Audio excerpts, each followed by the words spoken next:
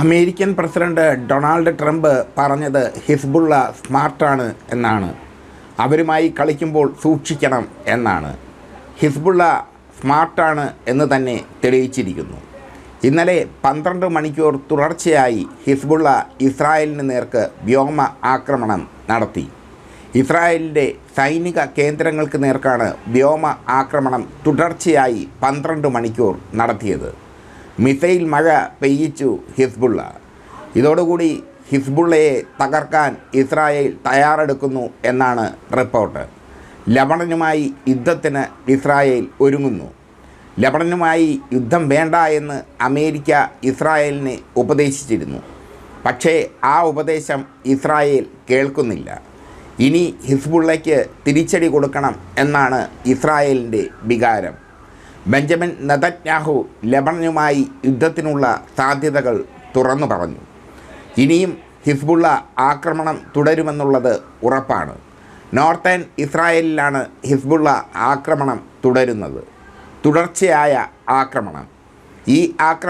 ഈ ആക്രമണത്തെ തടഞ്ഞേ പറ്റൂ എന്ന് ബെഞ്ചമിൻ നെതന്യാഹു പറഞ്ഞു. ഇസ്രായേലിൻ്റെ ആയുധപ്പുരകൾക്ക് കനത്ത നാശനഷ്ടമാണ് 12 മണിക്കൂർ തുടർച്ചയായി ഹിസ്ബുള്ള നടത്തിയ വ്യോമ ആക്രമണത്തിൽ സംഭവിച്ചത്.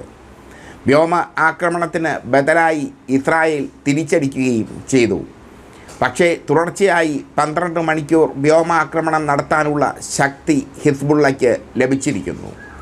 ഇറാൻ നിർമ്മിത വിമാനങ്ങളാണ് ഹിസ്ബുള്ള ഉപയോഗിക്കുന്നത്. ഇറാൻ നിർമ്മിത വിമാനങ്ങൾ ഉപയോഗിച്ചാണ് ഹിസ്ബുള്ള ആക്രമണം നടത്തുന്നത്. 12 മണിക്കൂർ തുടർച്ചയായി മിസൈൽ മഴയും പെയ്യിച്ചു ഹിസ്ബുള്ള. ശക്തമായ ആക്രമണമാണ് ഹിസ്ബുള്ള നടത്തിയത്. ഇതുവരെ നടത്തിയിട്ടുള്ളതിൽ വെച്ച് ഏറ്റവും ശക്തമായ ആക്രമണം. ആ ആക്രമണത്തിൽ ഇസ്രായേലിന് വൻ നാശനഷ്ടം സംഭവിച്ചു എന്നാണ് റിപ്പോർട്ട്. ഇതോടുകൂടിയാണ് ലബണനുമായി യുദ്ധത്തിന് ഇസ്രായേൽ ഒരുങ്ങുന്നത്.